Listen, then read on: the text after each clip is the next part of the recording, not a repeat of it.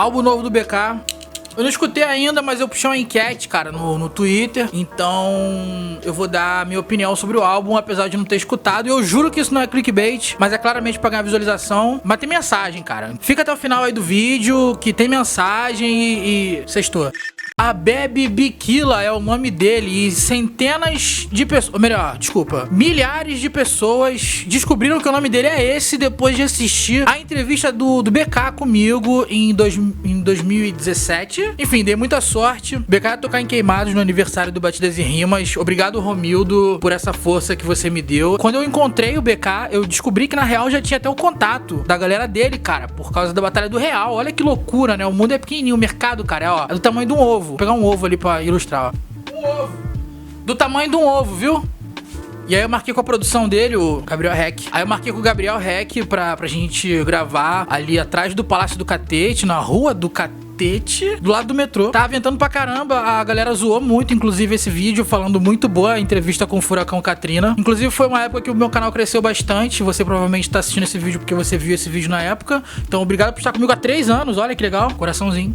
Mas naqueles de 3 anos pra cá, muita coisa aconteceu com o BK. E, na real, esse álbum chegou pra marcar essa virada, cara, da história do BK enquanto a Bebe Bikila, né? Isso é bem comum entre os rappers, inclusive se você assistir a minha entrevista com o DK, você vai perceber que tem uma diferença entre o Roger e o DK, tá ligado? Tipo, tem essa coisa da construção do personagem. Mas no BK, por mais que não seja isso, é mais ou menos isso, mas não é, sabe? Porque o Abebe Bikila é filho de uma professora, então a gente já começa com uma conversa que inicia num outro patamar. Então, por mais que ele não tenha nascido num berço de ouro, com dinheiro, sabe?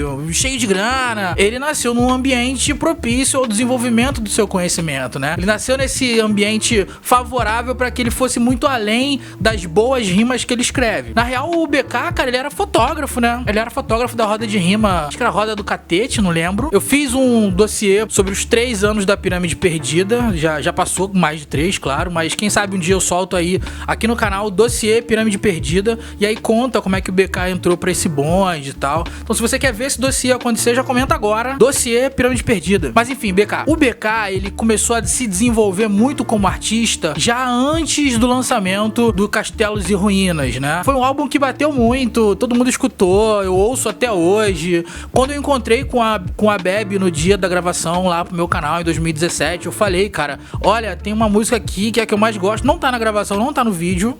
Essa imagem de bastidor que só quem assiste a live das 9 aqui do canal, a afinada live das 9, vai saber do que eu tô falando, tá ligado? E todo o trabalho que o BK veio desenvolvendo dali pra cá passou a fazer muito mais barulho e também muito mais sentido. Então, ao mesmo tempo que o BK, por exemplo, se aventurou em algumas coisas de trap e tal, ele continuou muito focado ali naquele boom bap que ele faz muito bem até hoje. Eu lembro que quando ele soltou o álbum dos Gigantes, ele lançou também a track Quando os Gigantes Voltarem. Ele fez todas umas ações de marketing onde as próprias músicas dele já eram ações de marketing pra divulgar o álbum. Então ele fez música em cima de música pra poder dizer que ia fazer música. E isso é maneiro, cara. Isso é legal porque, assim, a gente vive numa época em que os artistas estão produzindo música pra playlist. E claro, ele fez essas músicas pensando em playlist, mas é muito difícil um artista hoje pensar em álbum, em pensar aquele tipo de obra grande que transmite o seu pensamento. E aqui a gente começa a falar sobre opinião sobre esse álbum novo, porque esse cara que lançou esse álbum agora mais recente, ele é literalmente um líder em movimento mesmo, assim, como diz o nome do álbum, né? O líder em movimento. BK é, de fato, um líder em movimento. Ele desenvolveu demais as ideias dele ao longo dos anos. Só que uma coisa curiosa é que ele escreveu esse álbum que ele soltou agora no ano passado. A crise racial, principalmente, que a gente vive não só no Brasil, mas no mundo inteiro,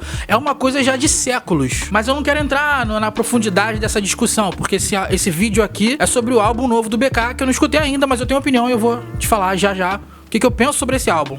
O BK teve a chance de conhecer algumas partes do mundo, ele tocou no Lollapalooza, ele tocou pra grandes públicos, pra pequenos públicos, ele continuou dando o rolê dele pelo Rio de Janeiro, pela Zona Sul, pelo Centro. Faltou vir pra Baixada, mas beleza, vou convidar pra gente almoçar aqui quando a pandemia passar. E quando ele traz ao mundo esse líder em movimento, ele mostra toda a maturidade que ele adquiriu ao longo dos anos. Já não é mais aquele BK que queria tanto curtição, já não é mais aquele BK que entrava naquelas tretas que a gente já sabe quais eram. Se você não sabe, desculpa, isso não importa. O que importa é que agora ele realmente tá se posicionando enquanto liderança. Ele participou de tracks importantes, fez collabs importantes, não só com outros artistas, mas também com marcas, com coletivos, até ele chegar nesse momento em que ele literalmente dá o seu discurso político, ele dá o seu posicionamento, que sempre foi muito claro. Eu acho que a gente nunca precisou ter dúvida do que ele diz, mas agora ele vem pra traduzir tudo isso. Mas como é que eu formei a minha opinião sobre esse álbum? Como é que eu fui capaz de falar tudo isso sobre esse álbum,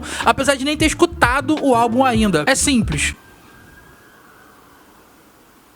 Baixada é cruel. Esse álbum repercutiu demais, tanto na minha bolha do Twitter, quanto na minha bolha do Facebook, os meus amigos no WhatsApp, todo mundo falando pra escutar e todo mundo dando opinião. Na verdade, o BK conseguiu alcançar um nível de relevância tão grande em que a mensagem dele já significa, o que ele já significa alguma coisa pras pessoas, a tal ponto de um cara, por exemplo, como eu, ter que tirar um tempo pra poder escutar o álbum dele com calma. E isso, por si só, já tem muito valor. A gente tá falando aqui de um álbum que nasceu pra sobreviver ao tempo, de uma obra que vai passar de 2020 com muita vitalidade, assim como é o Castelos e Ruínas até hoje. Bom, mas você tá aqui querendo saber minha opinião. Claro que eu vou dar minha opinião, mas antes eu quero te falar pra me seguir em todas as redes sociais, @WesleyBrasil, segue lá. Se inscreve aqui no canal também. Quando eu faço vídeos assim com esse microfone, eu faço algo mais freestyle, sem roteiro, direto do que vem na ideia, no coração. Mas também faço vários vídeos, cara, com roteiro, com pesquisa, com toda uma profundidade de discurso, todo um trabalho jornalístico pra contar histórias. Eu pego algumas biografias de artistas talvez não tão conhecidos pra poder passar a visão pra vocês sobre dificuldades que esses artistas encontram e como eles estão fazendo pra virar. Então me segue aqui no YouTube, youtube.com/WesleyBrasil. Bom, a minha opinião sobre esse álbum, cara, é uma só, assim, não tem outra. Ficou foda, hein?